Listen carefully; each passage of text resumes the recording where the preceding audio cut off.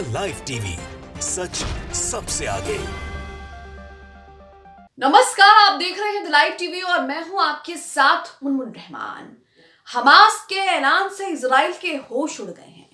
Hamas ने Israel को लेकर एक ऐसी चेतावनी दे दी, ऐसा बयान दे दिया, ऐलान कर दिया, जिसके बाद इजराइल की नींदें उड़ गई हैं।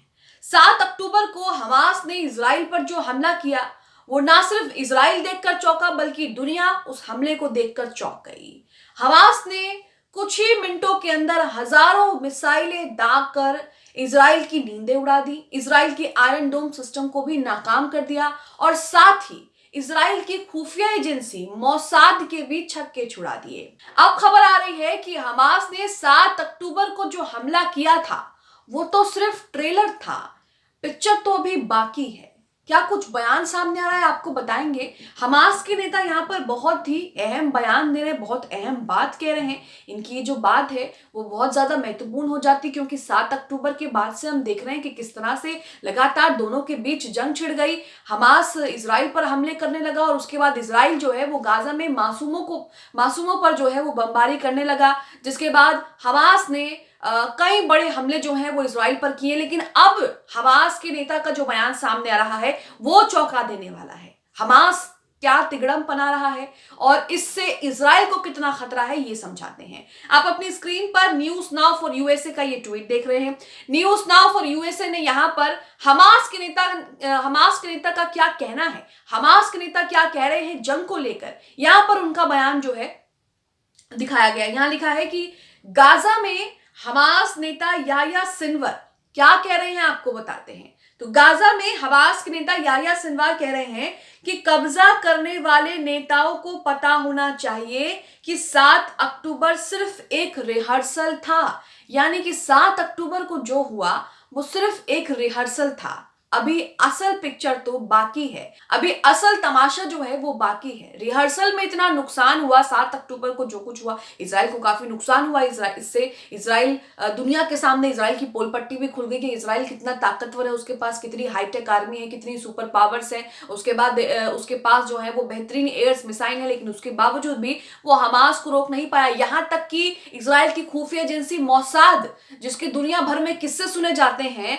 जिसकी मिसाल दी जाती है, मोसाद को भी भनक नहीं लग पाई कि हमास उसके लिए क्या प्लान कर रहा है, हमास उसके लिए क्या तैयारी करके बैठा है, कहां तैयारी कर रहा है और कैसे इजराइल पर धावा बोलेगा। और अब यहां पर हमास के नेता याह्या सिनवार कह रहे हैं कि ये जो 7 अक्टूबर को हुआ है ये सिर्फ रिहर्सल है। अब हमास क्या कुछ तिगड़म बना रहा है और क्या कुछ प्लानिंग कर रहा है इजराइल को लेकर, इससे इजराइल की धड़कनें जो है वो तेज हो रही हैं। इजराइल इसे देखकर, इस बयान को सुनकर ही जो है वो सदमे में आ जाएगा, क्योंकि इजराइल जानता है कि जमीनी ऑपरेशन और 7 अक्टूबर से अब तक उसका कितना नुकसान हुआ है। चाहे वो आर्थिक नुकसान की बात कर लीजिए, सैनिकों के नुकसान की बात कर लीजिए, उनके टैंकों के नुकसान की बात कर लीजिए, और दुनिया भर में कहीं ना कहीं उनकी पोल पट्टी भी खुल गई है कि हाईटेक आर्मी जो है वो मुट्ठी भर हमास के लड़ाकों से लड़ नहीं पा रही। उनकी सुपर पावर आर्मी जो है वो हमास अल कसम ब्रिगेड के लड़ाकों के सामने पूरी तरह से फेल हो चुकी है। आपको बता दें कि हमास और इजराइल के बीच युद्ध को लेकर समझौता हुआ। ये समझौता तकरीबन 6 दिन तक चला। 4 दिन के लिए युद्ध विराम हुआ और उसके बाद एक और समझौता किया गया जिसमें 2 दिनों के लिए युद्ध विराम को बढ़ा दिया गया, सीजफायर को बढ़ा दिया गया। इसमें कई कैदी जो हैं छोड़े गए। हमास ने भी इजरायली कैदी छोड़े और साथ ही इजराइल ने भी फिलिस्तीनी कैदी छोड़े। लेकिन इसी के बीच जब नेतन्याहू से पूछा गया कि अब आगे क्या होगा, सीजफायर 6 दिनों का खत्म हो गया, तो अब आगे क्या होगा, तो नेतन्याहू ने यहाँ पर साफ साफ कह दिया कि हम तो जंग शुरू करेंगे, हम जब तक हमास को खत्म नहीं करेंगे तब तक वापस नहीं आएंगे। वहीं अबू उबैदा ने, हमास के प्रवक्ता ने भी साफ चेतावनी दे दी थी कि अगर दोबारा जंग शुरू करना चाहते हो तो करो, तुम्हारे लिए पहले से भी ज्यादा जो है अब जहन्नम की दहकती आग तैयार है। आप अपनी स्क्रीन पर वो ट्वीट देख रहे हैं। गुलाम नबी मदनी का ये ट्वीट है जिसमें इन्होंने साफ साफ बताया है कि इजरायली पीएम नेतन्याहू ने गाजा जंगबंदी के बाद दोबारा जंग शुरू करने का ऐलान किया।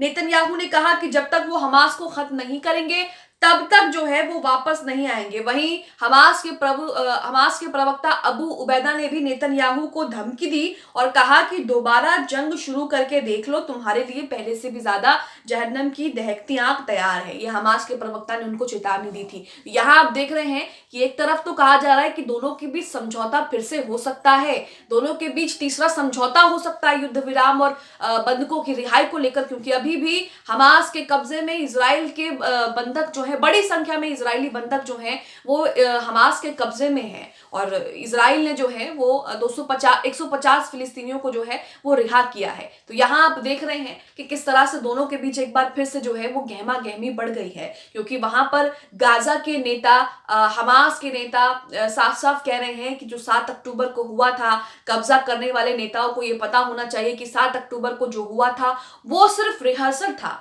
तो अब आप सोचिए कि 7 अक्टूबर के हमले से इजराइल के छक्के छुड़ा दिए हमास ने। 7 अक्टूबर के हमले को देखकर पूरी दुनिया जो है वो सदमे में आ गई, इजराइल जो है वो चौंक गया, पूरी दुनिया इस हमले को देखकर चौंक गई। तो अब असल पिक्चर क्या होगी? जब ये रिहर्सल है तो असल पिक्चर की तस्वीरें कितनी भयावह और इजराइल के लिए कितनी खतरनाक होगी, इस बात को आप अंदाजा लगा सकते हैं, इस बात को आप अच्छे से इमेजिन कर सकते हैं कि जब वो इस 7 अक्टूबर के हमले को रिहर्सल बता रहे हैं, 7 अक्टूबर के में जो कुछ हुआ, 7 अक्टूबर के बाद से जो कुछ शुरू हुआ उसी को रिहर्सल बता रहे हैं, तो उसके बाद क्या होगा? अब क्या हमास के पास प्लान है? क्योंकि अबू उबैदा भी साफ कह चुके हैं कि अगर तुम दोबारा जंग शुरू करना चाहते हो तो तुम्हारे लिए जहन्नम की दहकती आंख तैयार है। यहाँ पर उनको फिर से चेतावनी मिल रही है कि अगर दोबारा जंग शुरू होती है तो पहले से भी ज्यादा जो है उन्हें नुकसान पहुंचेगा, पहले से भी ज्यादा तैयारी में कसम ब्रिगेड के लड़ाके जो हैं वो इजरायली सैनिकों को मात देंगे, इजराइल को मात देंगे। यहाँ पर आप देख सकते हैं कि क्या कुछ गहमा गहमी दोनों के बीच बढ़ गई है। हालांकि एबीपी का इस आर्टिकल की माने, एबीपी के इस आर्टिकल की मुताबिक तो कहा जा रहा है, कतर ऐसा कह रहा है, कतर विदेश मंत्रालय के जो प्रवक्ता हैं उनके मुताबिक गाजा में पुरुष बंधकों को रिहा करने के लिए बात हो रही है। कतर को इस बात की पूरी उम्मीद है कि जल्द ही इजराइल और हमास के बीच युद्ध विराम के लिए एक बार फिर से समझौता हो सकता है। लेकिन जो तस्वीरें सामने आ रही हैं, दोनों तरफ से जो बयान सामने आ रहे हैं, उससे तो कुछ और ही लग रहा है। वहीं ये भी कहा जा रहा है, अल जजीरा की रिपोर्ट में यह भी कहा गया कि अमेरिका इजराइल पर युद्ध विराम करने के लिए दबाव बना रहा है। अमेरिका इजराइल पर युद्ध विराम लागू करने के लिए दबाव बना रहा है, यानी कि सीज फायर करने के लिए दबाव बना रहा है ताकि गाजा में ज्यादा से ज्यादा मानवीय सहायता पहुंचे। लेकिन अमेरिका ही इजराइल की मदद कर रहा है इन सब चीजों में, ये भी आप देख रहे हैं। तो यहाँ पर आप देख रहे हैं कि कहीं ना कहीं अब आगे क्या होगा इसे लेकर इस पर जो है वो सबकी नजरें टिकी हुई हैं, क्योंकि एक तरफ हमास के नेता भी अब बयान दे रहे हैं कि तो ये रिहर्सल था, अभी तो असल पिक्चर बाकी है। वहीं नेतन्याहू भी दोबारा से जंग शुरू करने का ऐलान कर रहे हैं, कह रहे हैं कि जब तक हमास को खत्म नहीं करेंगे तब तक वापस नहीं आएंगे। वहीं हमास के प्रवक्ता ने भी इस बयान पर जो है उनको चेतावनी और धमकी दोनों दे दी है कि अगर आओगे तो छोड़ेंगे नहीं। तो यहाँ पर इन सब चीजों को देखकर, इन सब तस्वीरों और खबरों और बयानों को देखकर लग रहा है कि ये जंग अभी यहीं खत्म नहीं हुई है। 50 दिन ये जंग चली, उसके बाद जाकर कहीं समझौता हुआ।